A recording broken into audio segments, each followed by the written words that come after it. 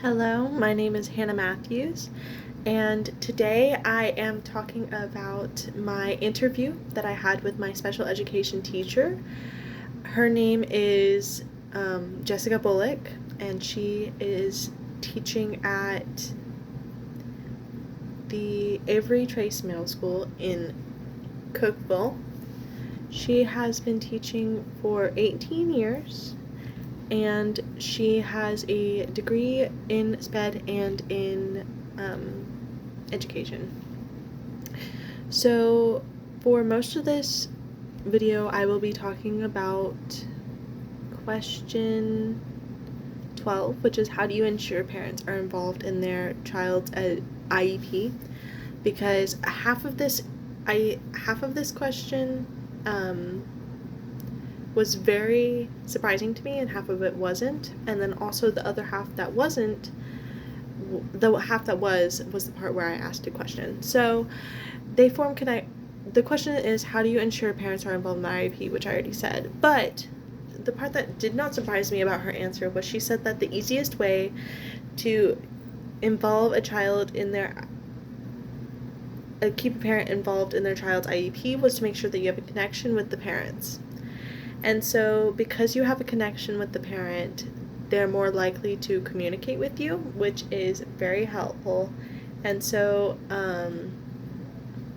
that was something that I was not surprised by.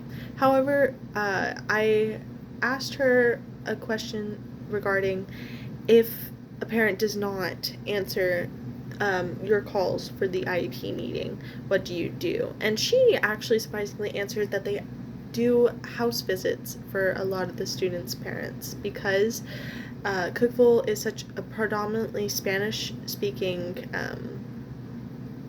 city or town, I guess. A lot of the parents speak only Spanish, and even then, a lot of them don't read or can't read. And if they can read, they only read in Spanish, which is fine because they can send Spanish home, but a lot of them can only speak Spanish and not read it. So she goes and she talks to them and makes sure that they know that the letter that they sent home was a for real life letter and something that was incredibly important and that the parent needs to make sure that they respond to. So that part was actually very surprising to me, that they still do house visits, because I thought that they didn't do house visits anymore. I'm not entirely sure what made me think this, but I'm pretty sure, I was so sure that they don't do house visits, because it just felt like something they would have done a long, long time ago and not really right now. So that was something that I was very surprised by. Now, this entire interview really validated a few of my feelings. Another fear that I have when going into education was that dealing with SPED teachers was something that you're going to have to deal with a lot.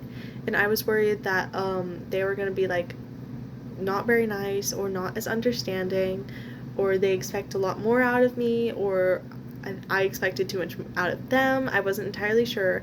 But being able to communicate with the SPED teacher and seeing what they actually do all day really instilled with me that they're just teachers too. They're just teaching a different thing. It's basically just another way of teaching. They just teach differently, and different students. And it made them more relatable for me, because they just felt so far out there. So I was really glad to be able to experience that with my interview with Miss Bullock. So thank you so much for that opportunity.